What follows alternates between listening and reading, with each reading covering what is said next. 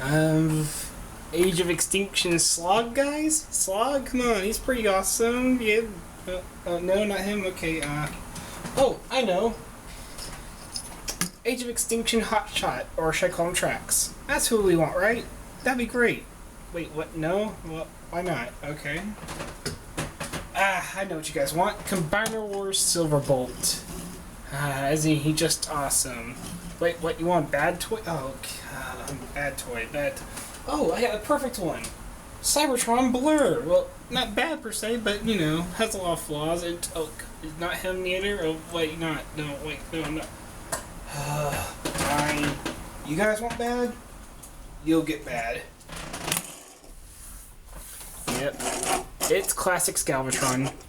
Or Universe 2.0 Galvatron, as some call him. I'm not sure what exact line he came out in. Universe 2.0, Classics, Universe, it all kind of runs together. Here he is. I'm Nerdy Transformed. Here's Galvatron. And, well, this is actually the good part of Galvatron. His tank mode. Let's get a good close look at it. You can see it's actually rather solid. I mean, parts are not flapping about all over the place, and it is a really nice looking tank. I do wish they didn't use so much orange. This orange I'm fine with. For the cannon, that looks great. It's this on the trigger and this little bit showing here that bugs me, but mostly the trigger, really, just because of how obvious it looks. Makes it look like a toy, which I know it is, but you get what I mean. And then we have orange wheels. Why orange wheels? I'll never know. I know it's a usual thing to put wheels on treads, you know, because you can't do actual treads, but why orange? It just makes it stick out even more and it looks really goofy. But he does roll alright. And yeah, bunch of robot junk. The turret does move. It doesn't aim up or down unless you kind of like start undoing the transformation, but it does spin good enough. I guess you could, once like I said, transformation piece, kind of pull the missile part up, but it starts just getting the turret to fall apart, so. Of course, it's not flat. It's got these little pieces, you know, for going over rough terrain. So overall, it looks pretty cool. It's a nice gray. It's not the usual plastic gray to use with these toys. It is a very military-esque gray, so it works pretty well. With lots of little bits of silver all over, like these vents on the side, the front like plating here. The cannon has a bit on there, and the turret, of course, has some back here. And then he also has a little missile pod on the side, which is also good for detail. He also has like these, I guess you could call them spare missiles, spare rockets. There are sculpted into the sides. You can see all the little mechanisms with the treads sculpted in. It's not all painted, but it is a lot of nice sculpting. All this right here. And it looks really nice. You know, it's got an asymmetrical look to it. Even though the tank itself's shape is symmetric, it's got like these different details on each side. Especially on the turret right here. So yeah, it looks pretty cool actually. It does look like a fairly dangerous tank, and of course we have Galv 25 right there. Guess what that means? Actually, I'm not sure. I'm going to guess Galvatron 25th anniversary. That's my guess for that. The only real problem is this piece right here, which hooks into the back of the turret, does not like to always stay on. So that can be a pain in the butt, but it's not too much of an issue. So yeah, that's Galvatron's tank mode. It's actually a really nice tank mode. For comparison, here he is next to Scoop. And here they are both next to the Combiner Wars Optimus. And if you're wondering who just fell over, that was Roadbuster. He was sitting next to Optimus and he fell over. Alright. You'll just go there for now. Sorry about that. So let's get these two out of there. Come here, Scoop. So yeah, onto the transformation. I hate the transformation. It's so overly complex. I mean, I know Classics was more complex than some of our Generations figures now, but my god, this is stupidly complex. And he falls apart so easily. Alright, we'll get to that though when we get there. I know this is cheating, but it's the easiest way for me to transform him. I rip off the turret and pegs from this little thing here. Then come over here, lift this flap up. And you see this part right here with the Decepticon symbol on it. Just pull it off of that ball joint there. Those two will become the arms. Trust me, the transformation is a lot easier to deal with if you get them off first. So as you can see, you're going to go ahead and start splitting. These pieces are. They come out on a double hinge here.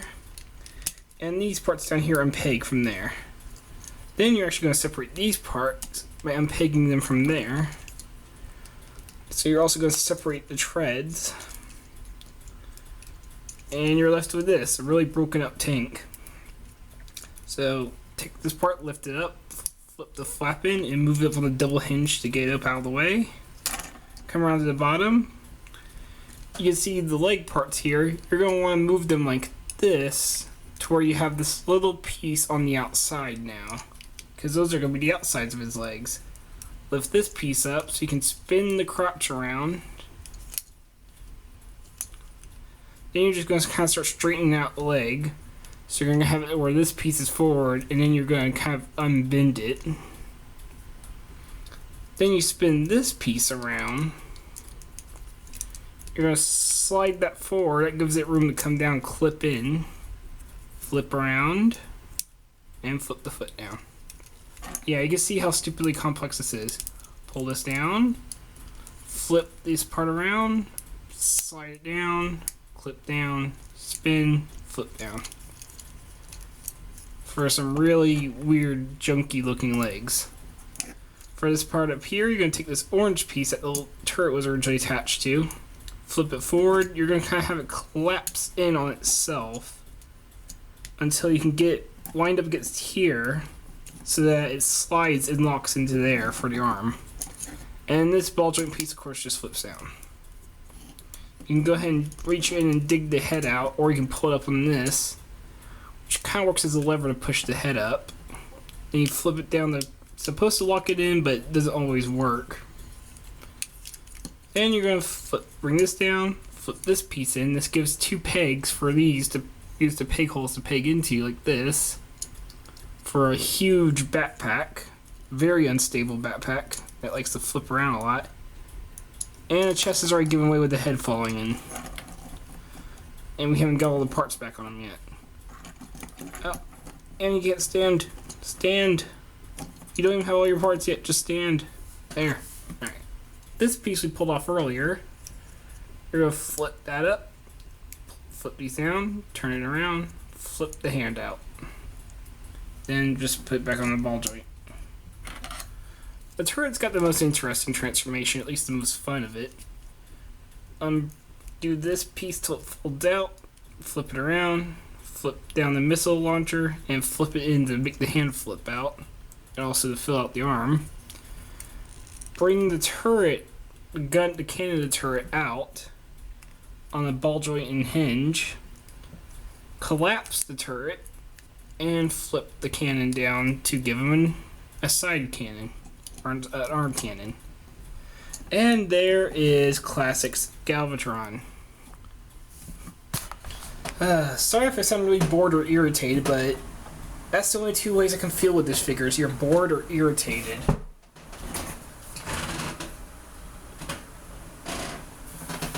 So let's take a look at him. Well, he does have a lot of G1 designs, like having the windowed stomach that kind of like how he did in the original G1 movie and how Unicron had it.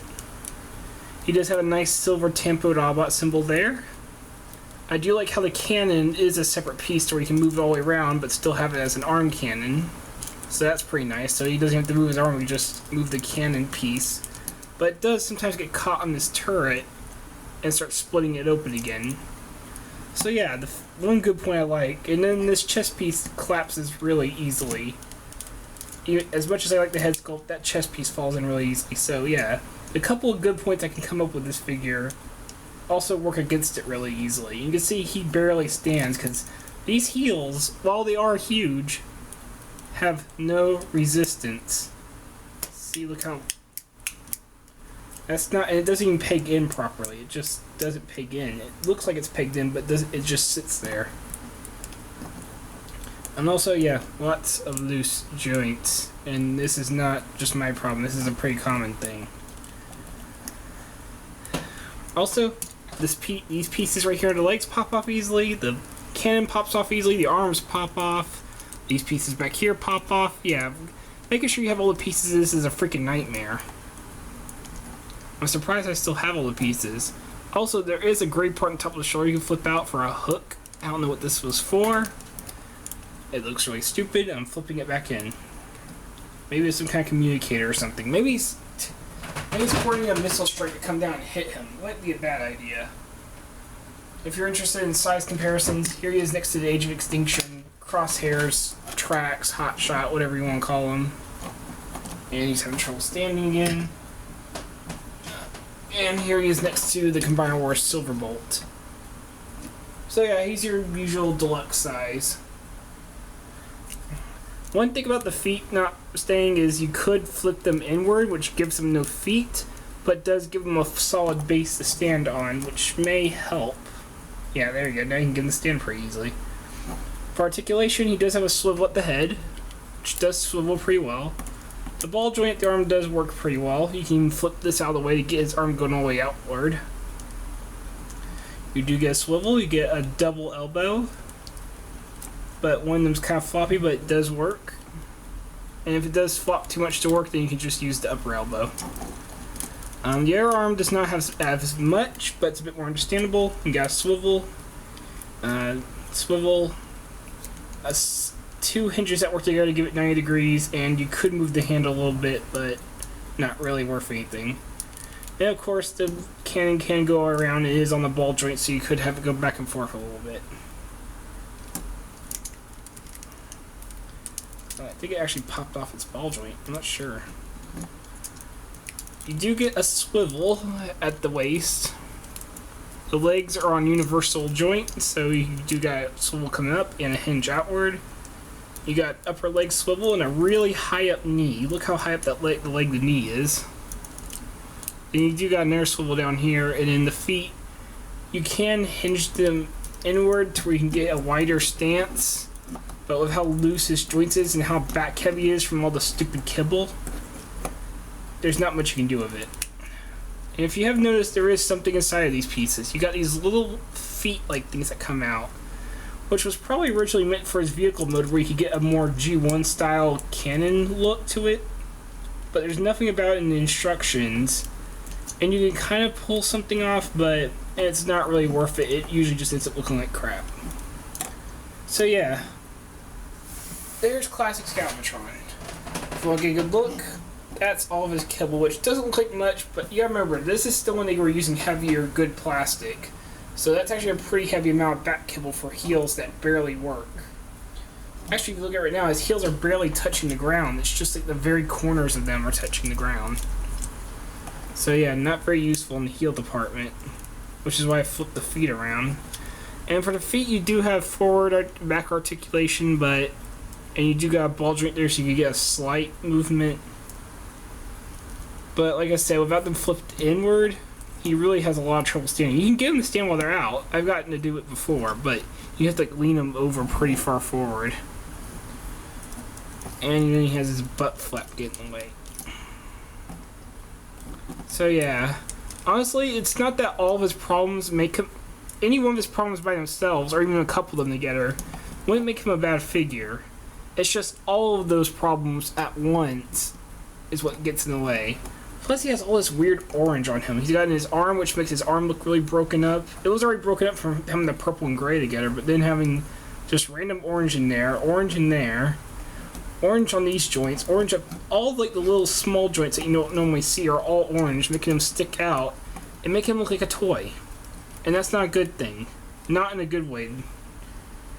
It doesn't make him look like the fearsome Decepticon leader. It makes him look like a toy. Which is why I don't care for this orange. So yeah, that's classic Galvatron. He's so close to just being decent or good, but it's just all those problems combined keep me from liking him. He's got good paint. He's got good ideas. But some really weird and dumb ones just mixed in just keep me from wanting him.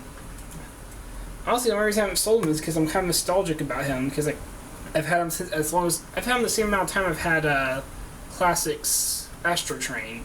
I got them both on the same day, so. But yeah, that's Classics Galvatron. Can't really recommend him. I'm not sure I'll call him the worst figure I own. I think I still hate the Energon Grimlock more, because at least this one can be cool, especially in the Henkai colors. But I can't recommend him either. So yeah, would not recommend. If you see him for like $5-10 with all his parts, good luck finding all his parts, by the way. Then maybe get him, but other than that, no, not really worth the money. Also, this piece right here that's all floppy, this is painted this way. It's actually purple. See up there, you can actually see where the paint chipped, where it's purple under there. So even though it's not connected to any other purple piece, so I have no idea why they just took some random purple piece and painted it gray. It's good color matching, I'll give them that, but why the heck is it purple in the first place? So yeah, also a bit wasteful in the paint. Anyway, I'm Nerdy Transformed. I hope you enjoyed this review. I hope that you all have better figures than this. Have a good day.